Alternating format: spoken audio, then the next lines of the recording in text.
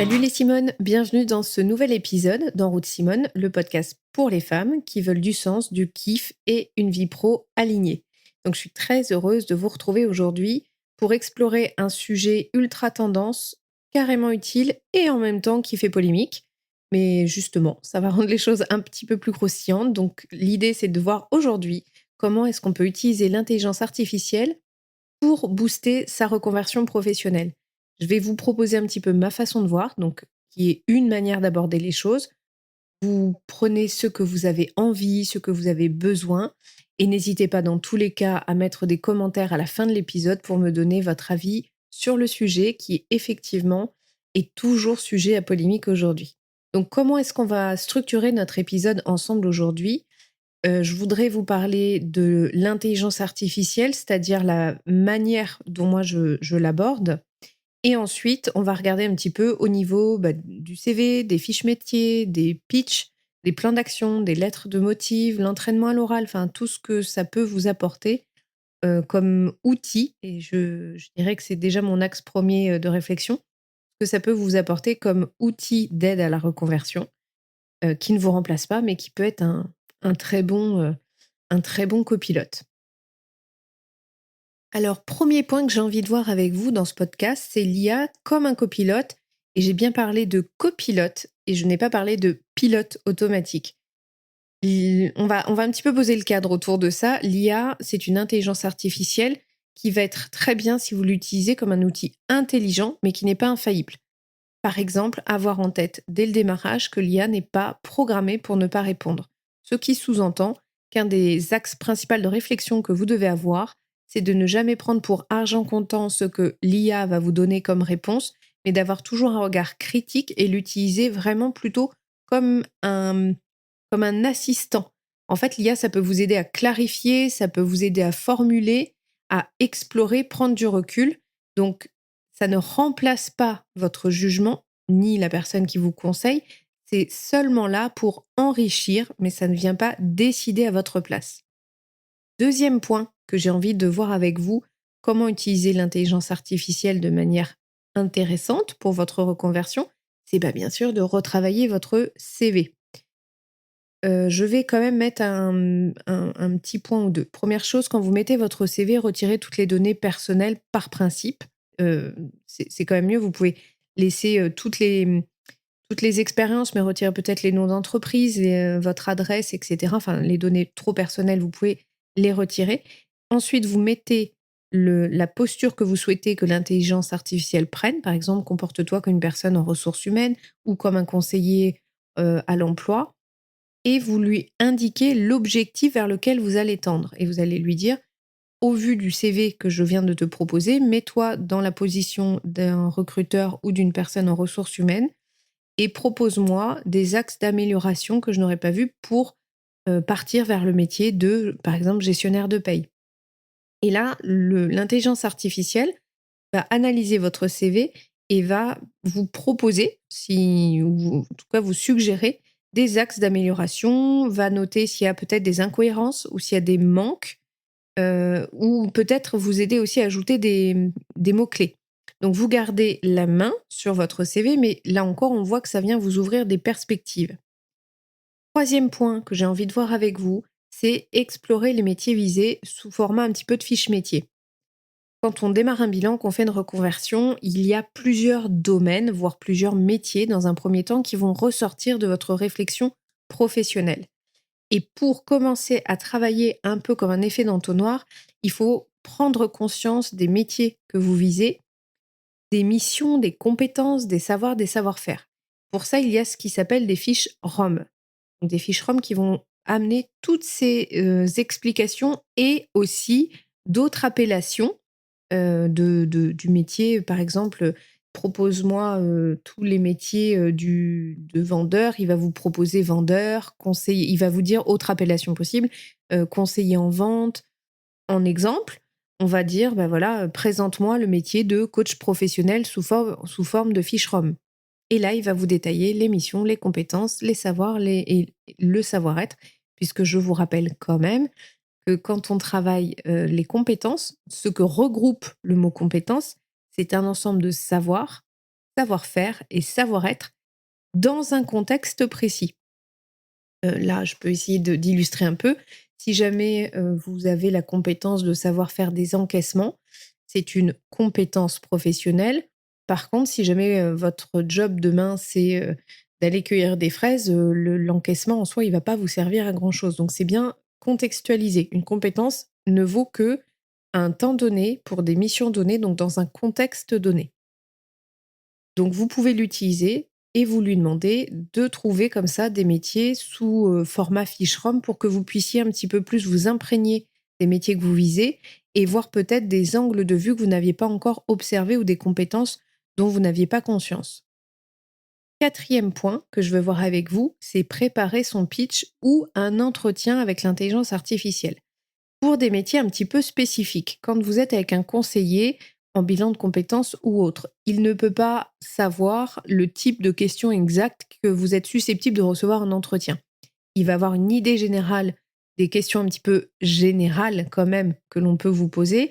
On va aussi vous apporter souvent des connaissances en termes de liens. Par exemple, des fois, on va vous demander sur les missions principales quel lien transversal vous pouvez faire ou quelles compétences transversales vous avez dans vos précédentes expériences vis-à-vis du poste que vous visez.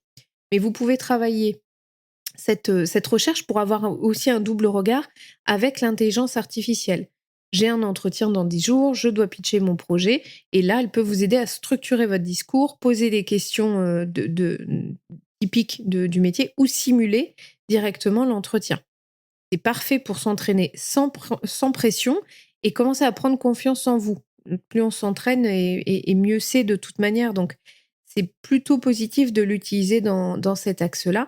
Et vous pouvez même travailler un petit peu ce qu'on appelle un peu le storytelling ou du moins pitcher un petit peu votre projet, d'où tu viens, où tu vas, ce que tu proposes. Tout ça, c'est quelque chose qui peut être fait avec l'accompagnement, avec l'aide en tout cas, de l'intelligence artificielle. Cinquième point maintenant, c'est élargir le champ des possibles grâce à l'intelligence artificielle.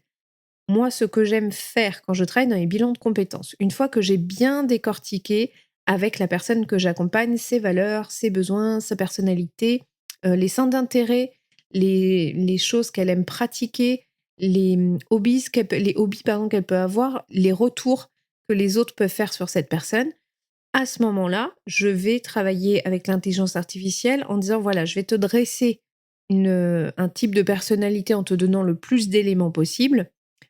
J'intègre donc tout ça à l'intérieur et là, je lui demande des idées de métier ou de domaines compatibles. Ça me permet de pouvoir avoir là encore un œil supplémentaire, un point de départ, encore plus important pour élargir la réflexion et sortir des sentiers battus. Ça permet de penser des fois à des métiers auxquels on ne pense pas systématiquement. Je tiens là encore à mettre un axe de vigilance. L'intelligence artificielle, a été, nourrie au fur et à mesure de ce qui a été scanné, enregistré et cetera et cetera. Ce qui veut dire que, tout ce qui est moins valorisé sur le net, il aura forcément moins de données aussi à vous rendre. Donc les métiers des fois, par exemple, les métiers des fois un peu plus manuels, peuvent peut-être un peu moins apparaître dans le résultat. Donc vous pouvez paramétrer ça d'office avec l'intelligence artificielle en disant: «Je veux que les métiers, et les domaines que tu puisses me proposer soient autant des domaines, peut-être manuels qu'intellectuels ou mixtes». Comme ça, vous êtes sûr qu'ils ne fassent pas l'impair sur une partie du champ des possibles.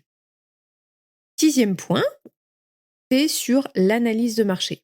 Et parce qu'une fois qu'on trouve on aime, comment on est, comment on fonctionne, les métiers possibles, et ça y est là. On y est, on a trouvé le bon métier, on en a un ou deux en tête et on n'a pas envie de les lâcher, ceux-là. Et encore faut-il maintenant analyser pour vous le marché et voir si vous avez d'ailleurs des formations nécessaires pour accéder à votre but ultime. Donc pour ça, vous pouvez lui demander quels sont les débouchés pour le métier de ou quels mots-clés pour trouver une formation sur quel type d'organisme propose cette formation. Là encore, attention à croiser les sources et croiser les données. Ça ne vous octroie pas alors c'est pas que ça vous octroie pas le droit de pas faire les autres recherches, mais ce serait illusoire de penser que vous ne pouvez travailler qu'avec l'intelligence artificielle. Là encore, non, il y a plein de subtilités, plein de choses aussi, qui ne peuvent pas apparaître. Je vous donne, l'exemple que j'ai en tête qui est quelque chose qui revient très souvent dans mes bilans. Par habitude, on le sait, mais ça, les conseillers en accompagnement professionnel le savent. Il y a des centres de formation qui s'ouvrent, qui ferment régulièrement, donc les données ne sont pas toujours actualisées. Il y a aussi des centres de formation qui attendent certains accords ou certains financements pour valider l'ouverture. Pour autant, nous, on va plus ou moins déjà en être informés parce qu'on peut avoir du réseau avec des personnes, par exemple de l'AFPA, avec des personnes de la région, etc. Et on suit les tendances du marché. Donc, on sait plus ou moins quand même quel type de formation va peut-être pouvoir potentiellement sortir plus d'une fois dans l'année ou vers quelle tension le marché se tend en tout cas. Et donc, il va nécessiter peut-être plus de besoins en formation et donc des organismes de formation qui peuvent des fois se créer un petit peu comme ça au fil des besoins. Donc, comme je vous disais, c'est pour ça que je vous dis attention, ça ne remplace pas, il faut croiser les données. Néanmoins, ça permet d'écrémer quand même pas mal les choses. Et quand on fait une reconversion professionnelle et qu'on est une femme et qu'on n'a pas beaucoup de temps, un outil qui nous permet de se simplifier un petit peu la vie, on va pas cracher dans la soupe et on va pas dire non. Donc voilà. Et ensuite, le 7e point, c'est sur la lettre de motivation et le plan d'action. Une fois qu'on aura fait ça, je vais revenir un petit peu sur la conclusion de ce podcast d'aujourd'hui, mais je voulais quand même faire cette petite ouverture sur la lettre de motivation et sur le plan d'action, parce que c'est ce qui arrive. Donc en bout de bilan, effectivement, on va travailler la lettre de motivation. Je veux pas être oiseau de mauvais augure, mais là encore, je veux quand même mettre une barrière et une limite. Il faut, dans un premier temps, que vous puissiez, vous, écrire, même si c'est grossièrement, mais votre lettre de motivation, et que vous lui demandiez là encore des suggestions d'amélioration ou des reformulations pour certains passages. Il faut là encore que ce soit comme un allié, comme un soutien, un assistant. Absolument pas comme celui qui doit créer votre lettre de motivation, parce que oui, il peut le faire, l'intelligence artificielle peut le faire sans problème, c'est pas un souci. Sauf que si vous faites ça, vous aurez tous la même lettre de motivation, les recruteurs commencent déjà à le voir et commence déjà à s'en agacer. Je le vois tous les jours sur LinkedIn. Donc, attention, bémol, s'il vous plaît, utilisez la lettre de motivation quand elle est demandée.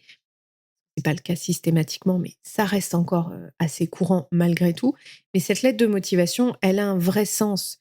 Utilisez-la de la bonne manière. Donc, mettez-y des choses intéressantes qui ne peuvent pas être inventées par l'intelligence artificielle et que vous êtes obligé, vous, d'apporter en consistance. Et là encore, ça viendra juste pour reformuler et embellir un petit peu la forme, un petit peu les formulations, etc. Et le plan d'action, quand vous arriverez à cette dernière étape, vous pouvez lui dire: propose-moi un plan d'action pour ma reconversion avec des étapes concrètes que je dois valider une par une avant d'enchaîner la suivante, etc. Et hop, ça va vous découper en mini-tâches qui vont être gérables. Je vous rappelle, une reconversion, c'est plusieurs étapes. Ça demande du temps, ça demande de l'énergie. Et pour ça, il ne faut pas perdre en motivation. Donc, il faut prendre la tâche générale et il faut apprendre à la découper comme ça par petits bouts. Quand vous êtes là encore accompagné dans un bilan de compétences ou autre, forcément, c'est déjà ce qu'on fait pendant le bilan. Ça fait partie des actions d'un bilan de compétences. Mais si vous voulez un petit peu vous autogérer ou vous êtes dans une réflexion déjà avancée et entre guillemets, il ne reste plus qu'à, parce que je mets des gros, vous pouvez pas voir, mais je fais des gros guillemets avec mes doigts parce qu'il ne reste plus qu'à. Parfois, c'est la partie la plus complexe de découper le plan d'action, les étapes, surtout quand il y a une formation par laquelle on doit passer. Bon, des fois, c'est encore un autre challenge. Mais bon, selon le niveau d'autonomie, le niveau de connaissance du système, des formations, des financements, des aides possibles, etc., vous pouvez toujours, dans tous les cas, lui demander. Il va aussi vous faire des suggestions. Donc, vous pouvez lui demander ce plan d'action détaillé en donnant l'objectif, là encore, final que vous avez déjà réfléchi et travaillé. Donc, j'en arrive à la conclusion. Ma conclusion aujourd'hui, c'est vraiment de vous dire que l'IA, c'est pas une baguette magique. Ça n'est pas fait pour penser à votre place, mais si c'est bien utilisé, c'est un super booster en termes de clarté, de créativité et ça vient impulser et dynamiser votre reconversion professionnelle. Là, c'est un outil qui va être intéressant. Comme vous le savez, je suis toujours dans mon petit challenge du jour. que j'aime particulièrement mettre en place. Mon challenge pour vous cette semaine, ce serait de choisir une chose à tester avec l'intelligence artificielle cette semaine. CV, pitch, exploration de métier, peu importe. Vous en choisissez un et vous le testez pour vous-même vous faire votre propre idée de l'intérêt par rapport à votre réflexion et de là où vous en êtes, d'utiliser l'intelligence artificielle comme un outil complémentaire. Voilà, on arrive à la fin de cet épisode. Je vous remercie pour votre soutien. Je vous remercie parce qu'on a vraiment beaucoup de retours hyper constructifs, chaleureux et très soutenants. Donc merci beaucoup. N'hésitez pas à nous dire une fois de plus les outils dont vous auriez besoin dans votre cheminement personnel, dans votre réflexion. Et avec Nora, on vous retrouve pour un nouveau podcast la semaine prochaine. Bye bye.